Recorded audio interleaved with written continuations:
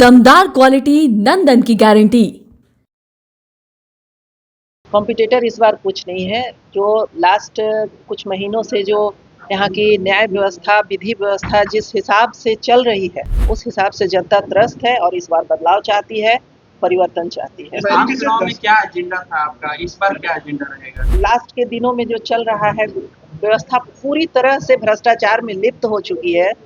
उस व्यवस्था के खिलाफ पिछली बार भी मेरी आवाज थी और इस बार भी है। नमस्कार, आप देखना शुरू कर दिए हैं दर्श न्यूज और मैं हूं कुमार मनी। देखिए, बांकीपुर विधानसभा में उपचुनाव होना है, इसको लेकर राष्ट्रीय जनता दल ने आज अपने उम्मीदवार की घोषणा कर दी। घोषणा करते ही रेखा कुमारी जो उम्मीदवार है वो पार्टी के प्रदेश कार्यालय पहुंची हुई है।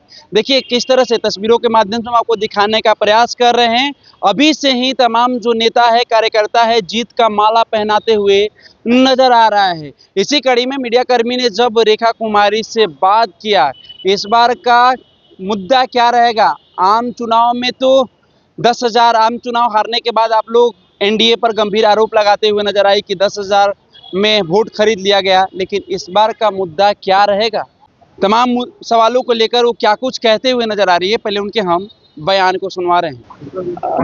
इस बार भी पार्टी ने मुझ पर भरोसा जताया है, इसके लिए मैं पार्टी का तहे दिल से आभार व्यक्त करती हूँ, धन्यवाद करती हूँ। और इस बार पार्टी को जीत के आना है। बांकीपुर विधानसभा इस बार आरजेडी जीत के आ रही है। आम चुनाव से काफी महत्वपूर्ण चुनौती रहेगी उपचुनाव में, क्योंकि एक तरफ प्रशांत किशोर भी मैदान में उतरे हुए हैं। अच्छी बात है ना, जब तक कंपटीशन टफ ना हो तो फिर लड़ने में मजा कहाँ है। आपके हिसाब से कॉम्पिटिटर कौन?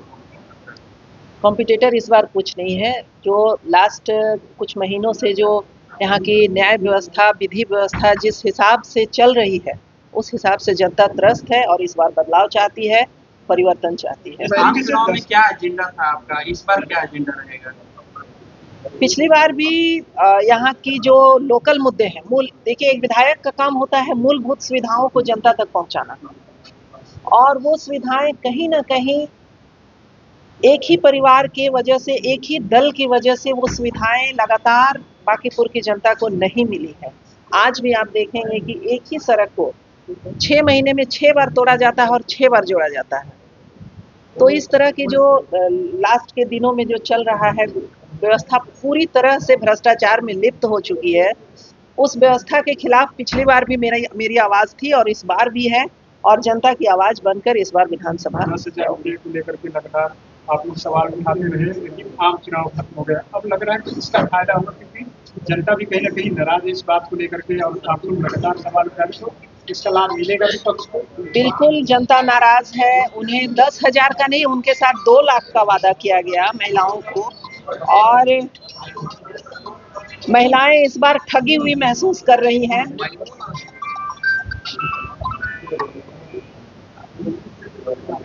बट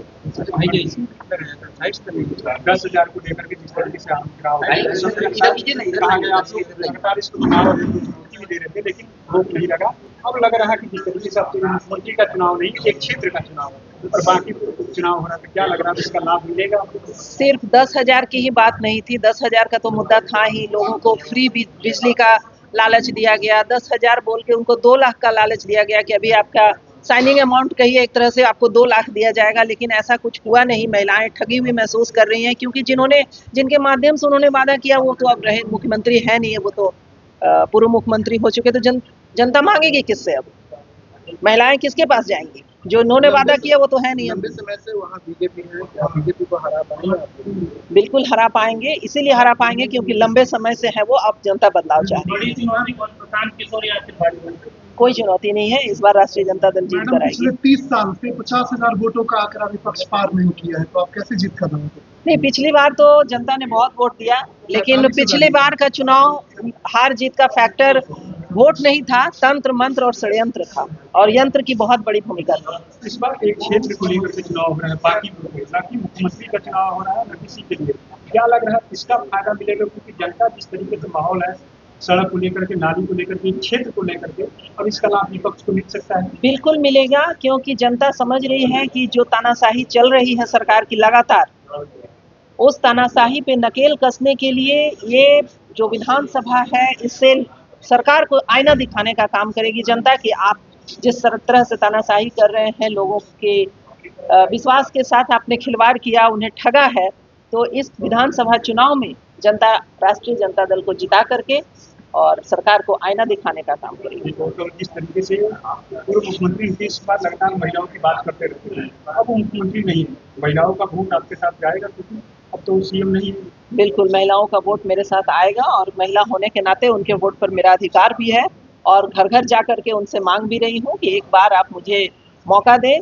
40 साल के बदले सिर्फ 4 साल मांग रही हूँ और जनता मुझे अपना जो 2 लाख की बातें हुई, जीविका दीदियों को क्या नाराजगी आपके समर्थन में आ जाएगी? जो 2 लाख की बातें हुई, 10,000 रुपये देने, बिल्कुल, मैंने कहा ना, बिल्कुल महिलाएं आज जो बिहार की जो महिलाएं हैं जिन्होंने 10,000 के लालच में 2 लाख के प्रलोभन में जो वोट उनको दिया और 10,000 लेकर के किसी को मिला किसी को नहीं भी मिला, लेकिन उन्होंने वोट दिया और नतीजा ये हुआ कि आते ही इस सरकार ने अतिक्रमण के नाम पे गरीबों को जिस तरह से कुचलने का काम किया, उनके साथ जिस तरह से दुर्व्यवहार किया गया, भरी गर्मी में भरी ठंडी में उन्हें रोड पे छोड़ दिया गया, तो इससे जनता इस बार त्रस्त है और बदलाव चाहती है। उन्हें आईना दिखाने का काम करेगी इस बार। तो आपने देखा किस तरह से रेखा कुमारी ये कहते हुए नजर आ रही है कि देखिए पिछली बार 10,000 में वोट खरीदने का काम की थी सरकार, लेकिन अभी तो नीतीश कुमार नहीं हो तो पूर्व हो गए हैं, पूर्व मुख्यमंत्री हो गए हैं, तो ऐसे में 2 लाख देने का जो सरकार वादा की थी अभी तक 2 लाख रुपया नहीं दी है। तो तमाम कई ऐसे मुद्दे रहेंगे जो ज़मीनी हकीकत है उसको भी हम जनता के बीच में रखने का काम करेंगे। साथ ही साथ जब मीडियाकर्मी ने उनसे सवाल किया कि आप किसको कॉम्पिटिटर अपना मान रही है, तो रेखा कुमारी ये कहते हुए नजर आ रही है कि देखिए मेरा कोई कॉम्पिटिटर नहीं है, लोकतंत्र में सबको चुनाव लड़ने का अधिकार है, जीत हमारी होगी। तो आपने सुना, उम्मीदवारों का घोषणा होते ही रेखा कुमारी पार्टी के प्रदेश कार्यालय पहुंची। जब मीडियाकर्मी ने उनसे सवाल किया तो क्या कुछ कहते हुए नजर आ रही थी, मैंने आपको सुनवाने का काम किया। फिलहाल इस खबर में हम इतना ही छोड़ जाते हैं, दीजिए हमें इजाजत, धन्यवाद।